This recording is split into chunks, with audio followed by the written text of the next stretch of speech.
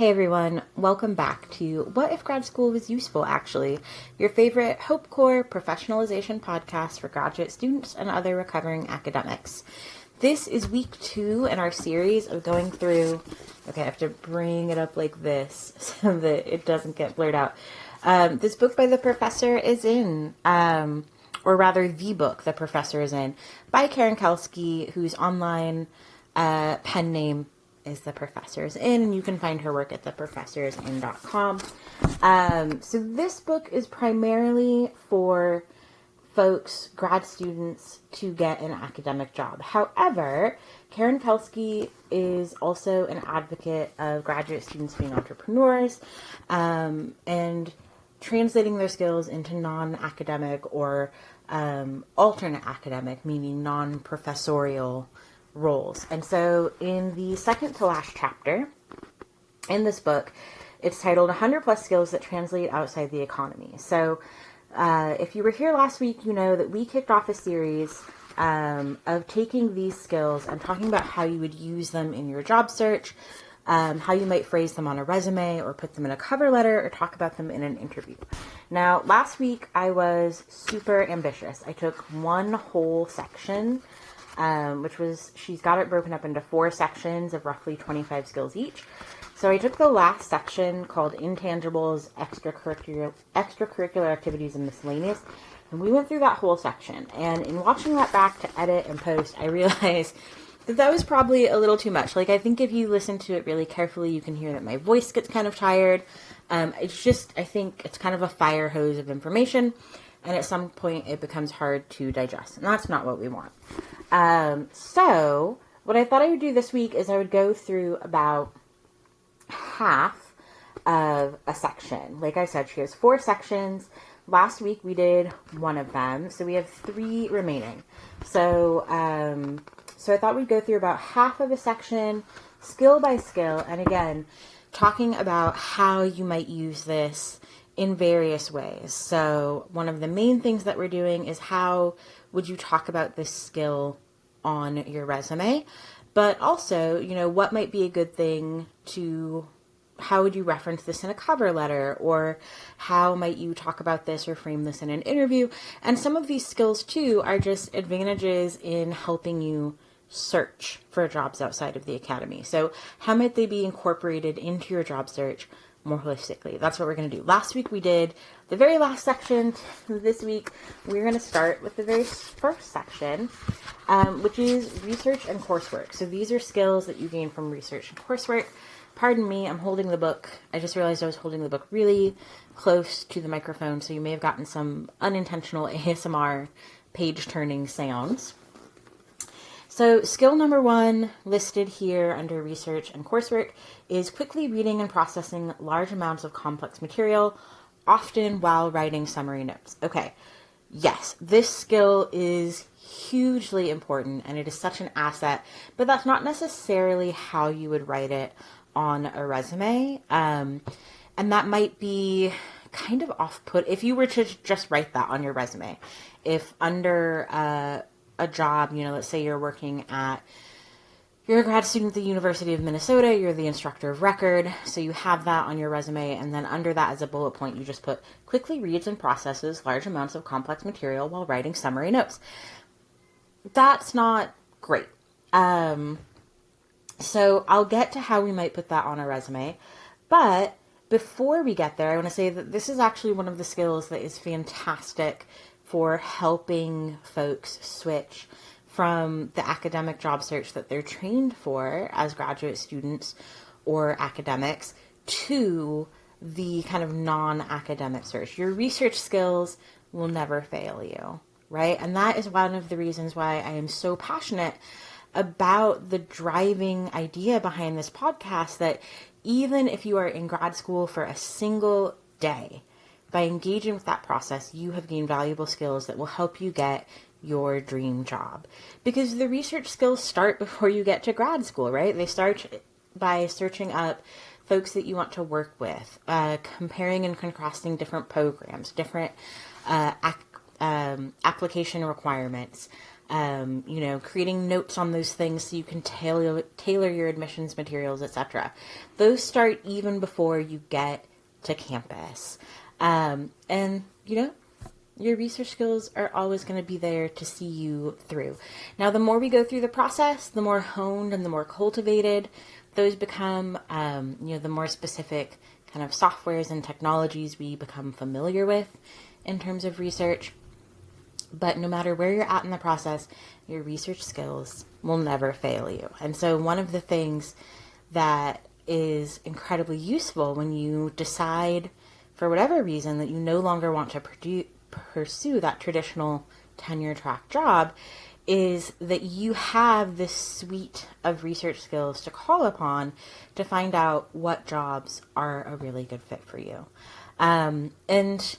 You can process large amounts of information quickly.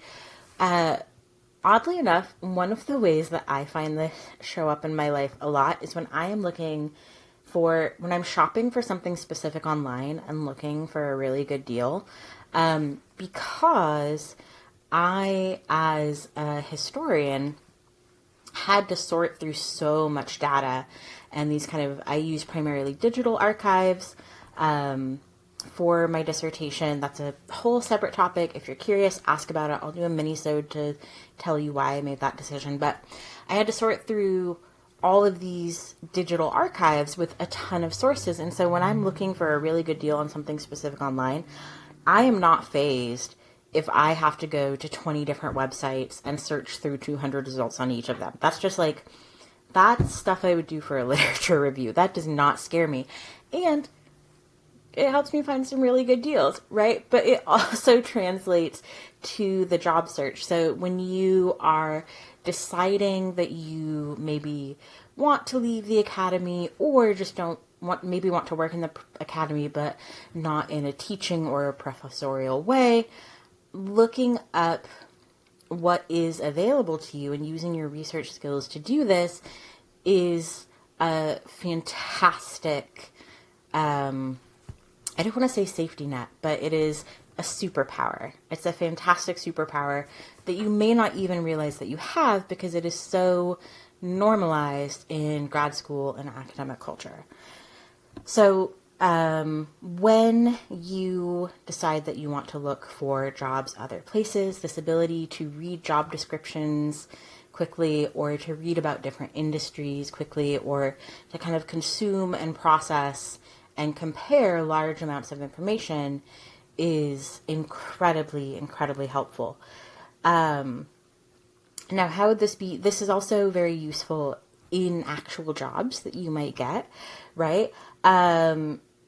This is a skill, to be quite frank, that not a lot of people have a lot of practice with, and is very needed. And yes, there are non-academic research positions that you can get with research institutes and with nonprofits, and even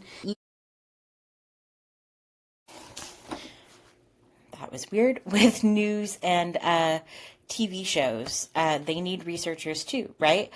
So yeah, you can use your research skills. You can find jobs that have a direct equivalency, but there are also many leadership jobs out there where a core part of being in the leadership is knowing what the rest of the market is doing, or knowing what the rest of the company is doing. And that comes from being able to look at a lot of information and process it very quickly. One of the things that I liken it to is, a literature review in the academy is just a very specific type of what in the entrepreneurship world where I work now is called customer discovery, right? So if you were applying for a job in research and development with a corporation, if you were applying for a job in marketing someplace, and you have done a literature review, you have a little bit of experience in customer discovery, in terms of looking at the market, which is in academics, the literature, and in the real world is the other products and the people who are buying them, and seeing, what is there, what is missing, what are the gaps, how can those gaps be filled, etc. This can even be helpful if you are in a managerial role that will require a decent amount of hiring. That is one thing I did not expect at all when I made the decision to kind of leave the traditional academic track. I've held several kind of mid-managerial roles, and have had direct reports and have had to hire for those direct reports. And I did not think at all that my ability to read and process a lot of information quickly would be helpful, but it really is, because when you were looking at 20 or 30 or more resumes and cover letters, and processing those compared to the job requirements, that is a strategic role in hiring. So far, I've talked about a lot of ways that you've used this, and I haven't given you kind of a specific way to put it on your resume. But remember that the way that you put things on your resume is always dictated by the way that the company talks about the job, right? So you are going to kind of mirror their language back to them. And if you missed last week's episode, remember that the way that you format your skills on a resume is a formula. So it's going to be an action verb, it is going to be the thing that you did, and then it's going to be the result or the outcome. And remember, results and outcomes don't have to be earth-shattering. Sometimes just keeping something on time and on budget, keeping your team fully staffed, to go back to the hiring example, those are outcomes, right? Minimizing turnover, meaning just the act of not losing anybody, is an outcome, because losing an employee and having to replace them takes time and costs money and puts strain on your team. So the way that you would put this, this number one, quickly reading and processing large amounts of complex material, often while writing summary notes on a resume, is kind of going to be dictated by what the job says. You know, if it is a hiring role, you might say that you have the ability to efficiently process applications and schedule interviews. If it's a role that requires market research, you might say that you have the ability to conduct thorough market research and prepare a competitive analysis. Those are your summary notes, right? Comparing the sources, or in this case, the market. So the way that you write about it is going to be dictated by the job itself and what it's asking for. Hopefully those examples help. If you want some more specific examples, if you have a job in mind, and you want to know how you would phrase it for that thing, you can always drop a comment on the podcast, and we'll feature it in the next episode or as soon as we can. All right, skill number 2, framing, breaking down information, sequencing it, and creating an organizational framework for it. This is such an important skill. I suppose you could, in the same way as the last one, you could kind of use this in your job search to, frame the pros and cons of different jobs, which is often one of the things that my clients struggle with the most, is determining what is the best job or the right fit. This makes me think immediately of roles that have an instructional design component or a training component. So if you're going to be responsible for training new hires or new folks to your team, or if you're going to be responsible for professional development for existing team members, this skill of framing things, of breaking down information and organizing it and creating a framework, especially so that you can pass it on to other people, is incredibly important. So ways that this might appear on your resume, depending on the job, might be created a training program with a 95% pass rate, right? And that would be, maybe you taught an intro course and 95% of your students passed. An intro course is a training program for your discipline, right? So you successfully took the essentials of what someone needed to know in your discipline, you broke it down, you organized it, you taught it, you assessed it, and people passed. And that's the goal, right?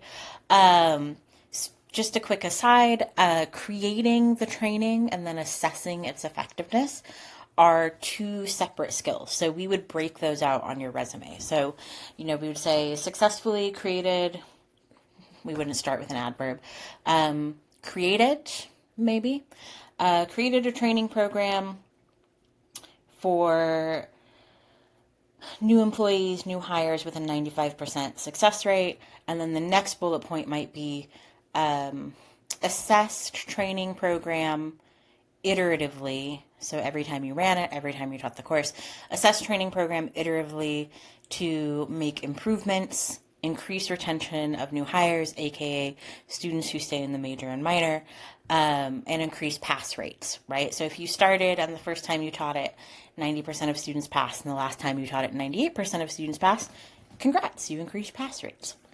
So let me know if that makes sense. Okay, skill number 3 is concentration. Intense, sustained focus on a particular task or subject.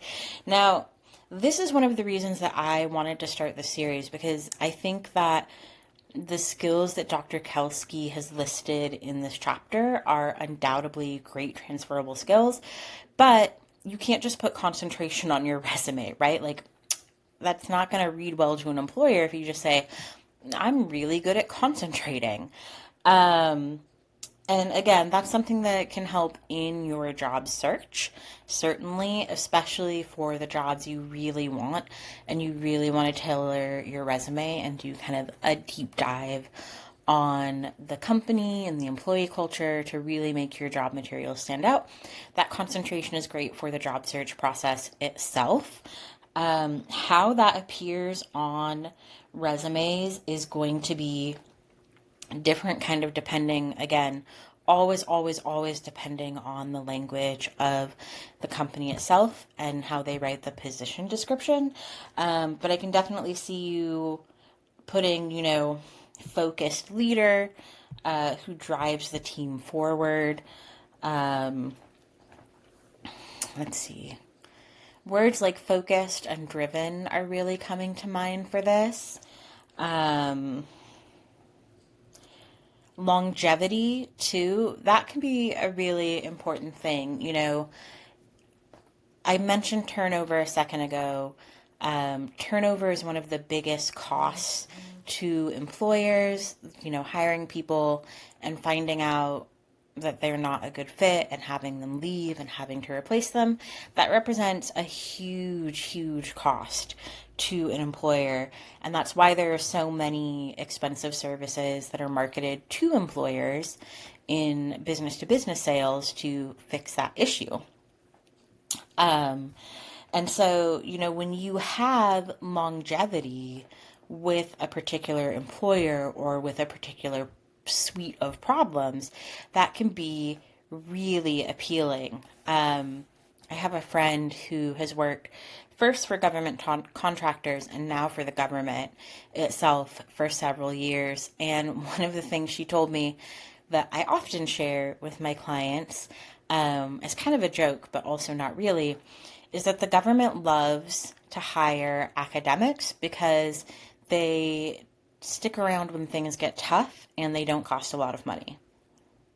Because academics are used to be paying less than their industry counterparts, and because often academics are driven by solving the problem, and so they do tend to stick around when things get tough, right? So, this sustained focus, this concentration, doesn't just have to be your concentration on a task, right? But it can be your concentration on a project or on finding a solution. And so here you might put this on your resume as how you successfully overcame a problem related to a project that you were working on, either research or teaching or service related. You could just show that you have several years of experience in something. One kind of caveat to that formula I gave you earlier of, action, verb, skill, outcome, or result. One of the few caveats to that is if you have done something for a specific length of time, and the employer wants to know about it, if they say preferred qualification is three or more years in assessment, And let's say you completed your PhD in the average amount of time in the US, which is 7 years. Let's say you had a teaching assistantship that entire time. Whether you were a grader, a TA, or an instructor of record, you were probably doing assessment, aka grading and giving feedback, right? And so what you would put on your resume is over 7 years, or 7 years of assessment experience resulting in continued improvement for team members, right? And all that means is someone got a C on the first paper and they got an A on the last one, which is very typical of my classes.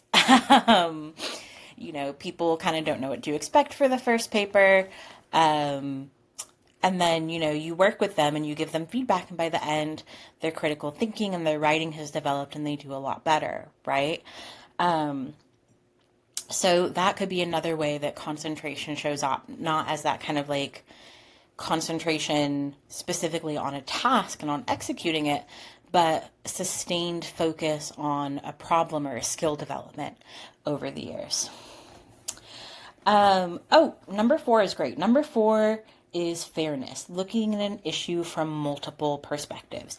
So we wouldn't put this as fairness on a resume, right? But what we would say is something about the ability to look at an issue from multiple perspectives.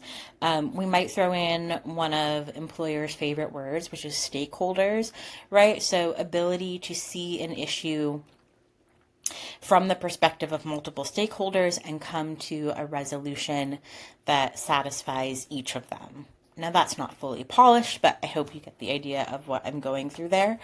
So those are some ways you might use it.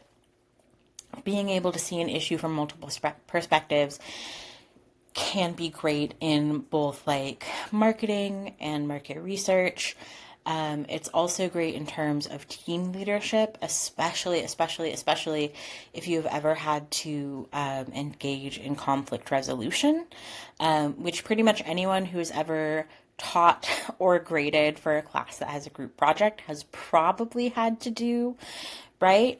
And don't forget your experience in things that are service-based. So, if you were part of a journal club or a writing group, or if you were part of a graduate student association or a graduate student government, and you had to help people work together to accomplish a goal, whether that be putting on an annual symposium or bringing a speaker in or setting the guidelines for a travel reimbursement scholarship or any of those things, right? Or anything even like that. And there was some element of kind of like conflict that comes up when people have different ideas about the best way to execute them. And you were able to see it from multiple perspectives and help resolve that conflict. Then, we're not talking about fairness. We're talking about conflict resolution. We're talking about team building. We're talking about increasing retention. We're talking about reducing turnover. And all of those different things. So that is how we would kind of frame that in your resume. Again, depending on how the employer framed what they wanted in the posting for the job. In particular, if you have experience in using your ability to see things from multiple perspectives to de-escalate a situation that was tense or to do some sort of conflict resolution, and the job calls for that, that can be a really good skill to put a short anecdote in your cover letter. Academic cover letters are really, really long. They're typically 2 very full pages. They're typically like 2 pages of single-spaced 11-point font. Industry cover letters or non-academic cover letters are not that long. They can go over a page in some circumstances, but the kind of goal, the industry standard is 1 page, and it is 1 page with a lot of white space. So you have kind of the formal heading at the top, you have the formal address, you have the dear so-and-so, And then you always have the first sentence, which is like, I am writing to apply for job at company, and I think these 3 things about myself make me a great candidate.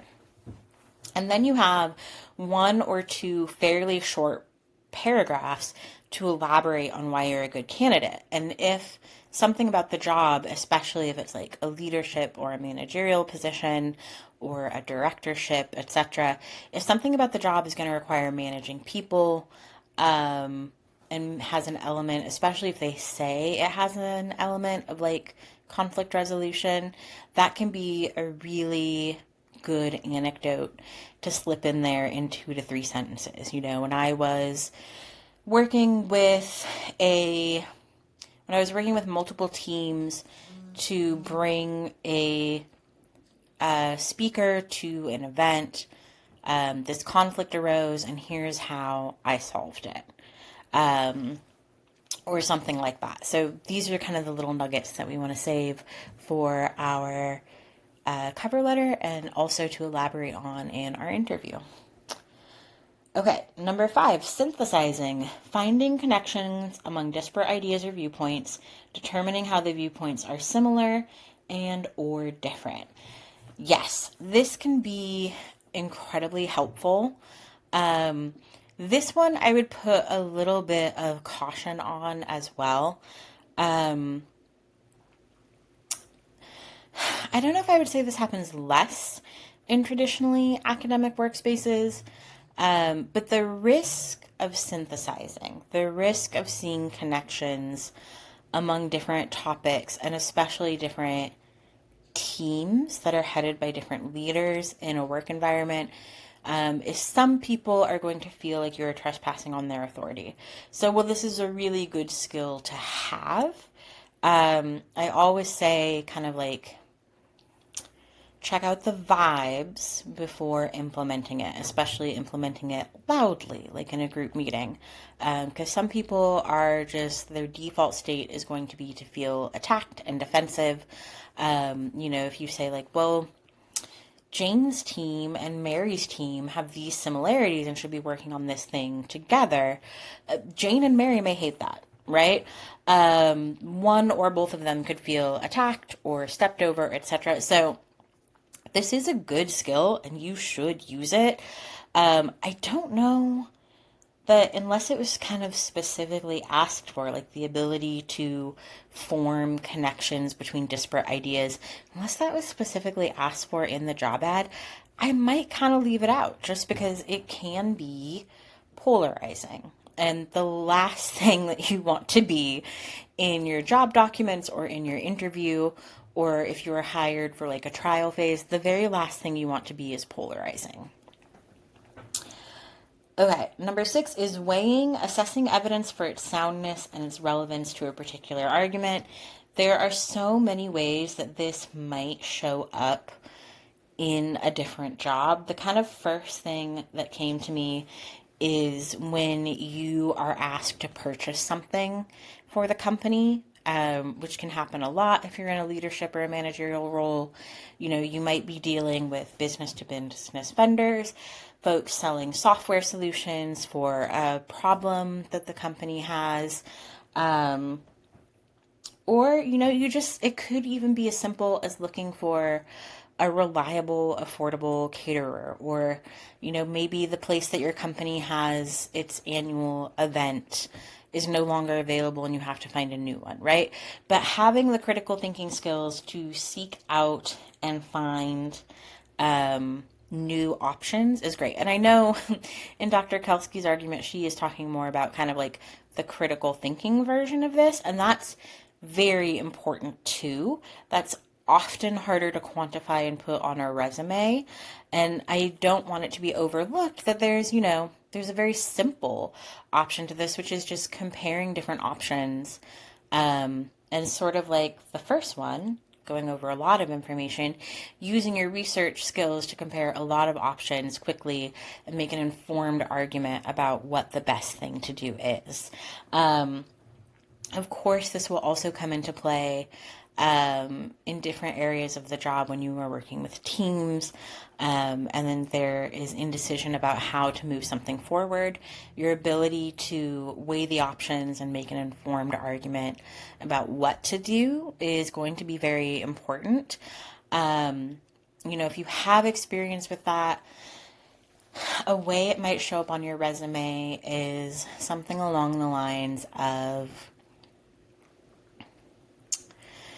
improved something through implementing a policy based on research leading to better whatever the metric might be, right? So you have applied your critical thinking, you have created a policy out of it, and you've improved something through it. So an example from my real job recently is we do a newsletter every month.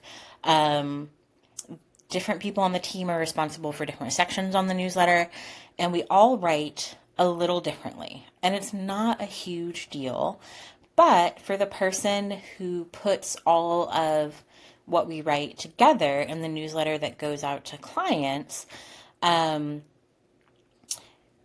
making sure that our writing style is the same is a sunk cost in terms of time, right? It is just a thing that they can count on every month that they're going to have to do. They have to do several rounds of edits to make sure that they catch everything. And it's not hard. It's just needlessly time consuming, right? So a thing that I did recently is I did kind of a comparison of other newsletters in our area because we're subscribed to a lot of them. And I looked at different style guides for what would make the most sense for us and where kind of the issues come up the most. And we found the issues are coming up in terms of titles. So how do you format like PhD and dates and times? And so, I created a style guide for us, right? To improve the time it takes. So that person, now we're all writing those things in the same way every time. So that person doesn't have to go through and literally check like, Jamie used August and so used AUG period, so that it goes faster. So that could be an example of, weighing, looking around at different options and creating something from them to increase efficiency in a logical manner. All right, number 7 is modeling, developing and testing various solutions to a problem to find the best solution through experimentation. Not every job is going to require this, and some jobs are going to hate it, especially if budgets are tight. Typically, people do not want you to learn through experimentation because experimentation costs money, and if the experiment goes wrong, most bosses do not take kindly to being told, well, now we know it doesn't work. In my experience, they really do not like that. But there are certainly roles in which modeling, developing, and testing through experimentation is really helpful. I'm not going to lie, I can't think of a specific example right now. I mean, it's a good way of problem solving. It's a good way of thinking. It's a good skill to take into your job. I don't think that I would put it on a resume or in a cover letter, or maybe I don't think I'd even bring it up in an interview because of what I said. Most people in charge of the money don't like the idea that their money is going to be experimented with. They are not risk tolerant, to borrow a phrase from investing and entrepreneurship. So while that's a good skill to have, and it does translate, and if that's something that you're passionate about, is solving problems through experimentation, that's absolutely something that can guide your job search. So maybe looking for industry jobs that allow for large companies with big R&D budgets that allow a lot of experimentation and have room for failure. Just a quick reminder that the biggest R&D budget in the world is the United States government, and there are lots of fantastic government jobs. So, if that is something that's interesting to you, that can absolutely guide your search. I wouldn't necessarily bring it up just because no one takes kindly to meeting someone who, in the first instance of meeting them, is just like, yeah, I'm going to play with your money. And if it doesn't work out, at least we'll learn something. And that's not what you're saying, but that might be how it's received. And we want to avoid that. So use that to guide your job search. If that's what you want from a job, definitely look for jobs with large companies or the government with large budgets who are risk tolerant and experiment friendly. I wouldn't necessarily bring it up though.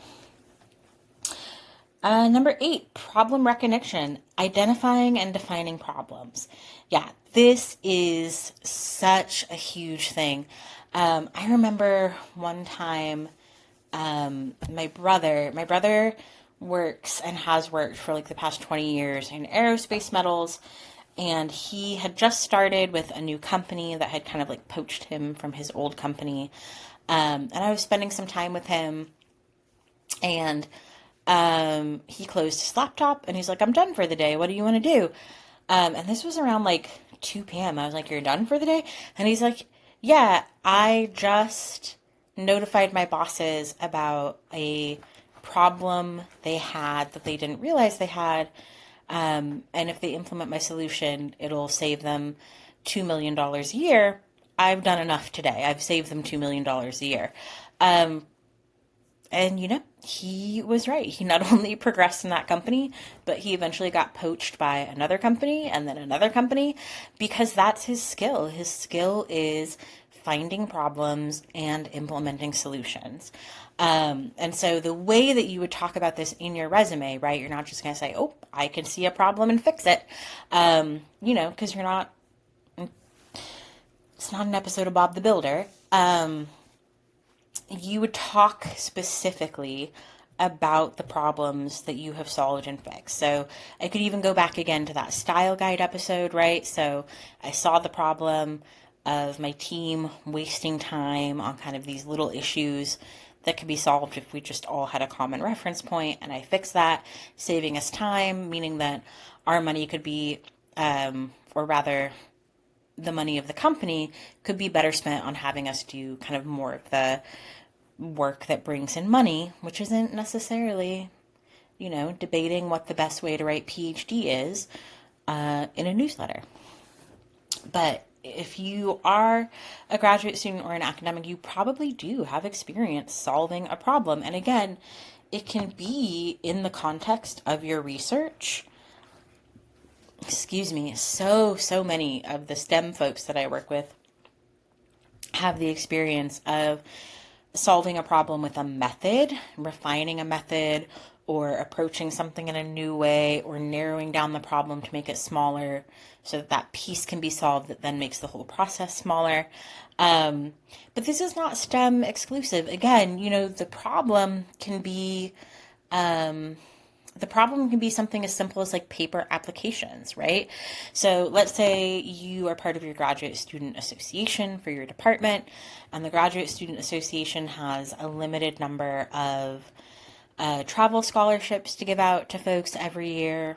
And the problem could be that folks are required to turn in, paper applications for that, and it just is taking a lot of time and things get lost and it's not very efficient. If you see that problem and you create a secure online way for those to be assessed more quickly, you've seen a problem and you've solved it. So, you have probably solved more problems than you realize. This is one thing where I say, talk to your friends, talk to your mentors.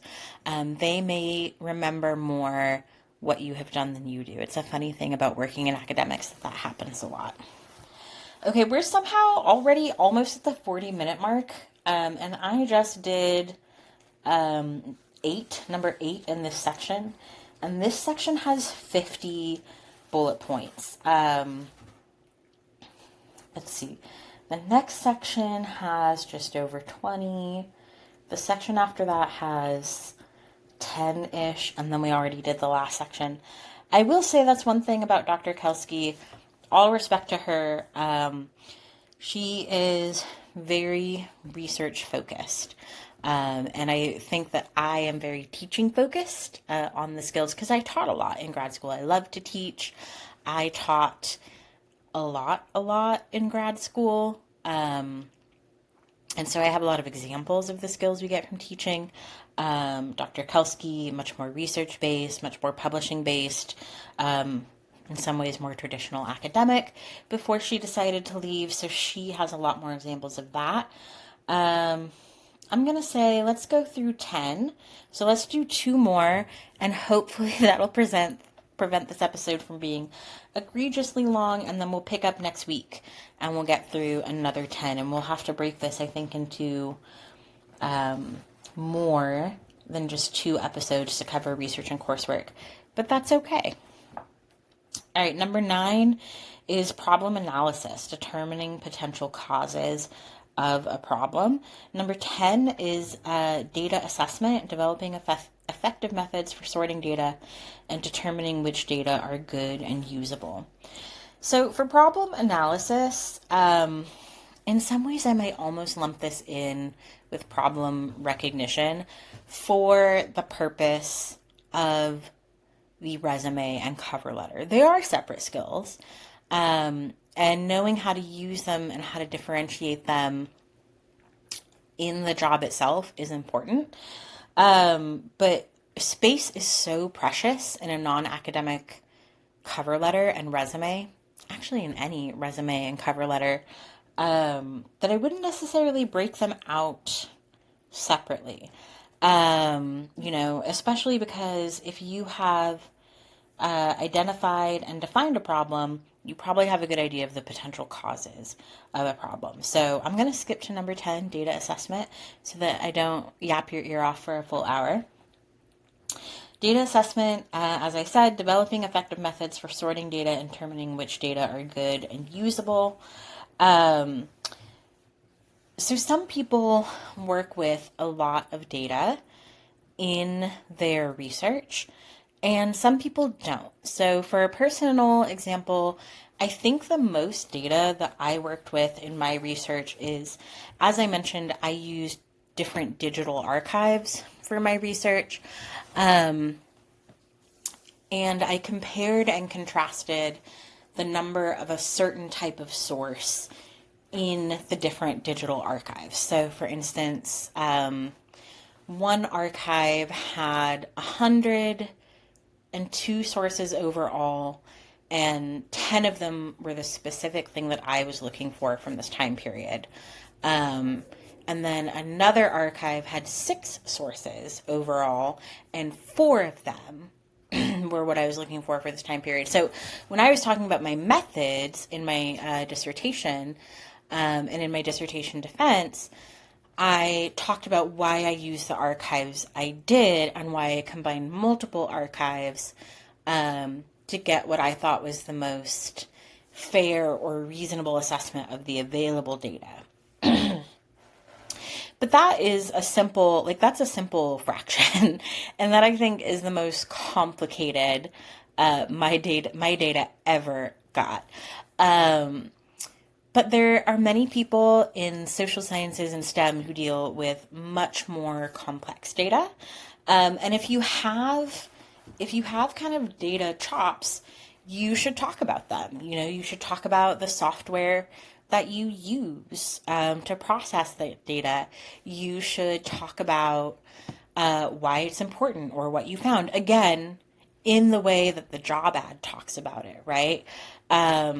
So if they want to know that you have experience doing analysis, tell them you have experience doing analysis with these platforms. But you don't have to go into everything you know about data, right? That said, I don't want people who don't work with data in their research to count themselves out, because there's all kinds of data in the world, and you probably have more data experience than you think that you do.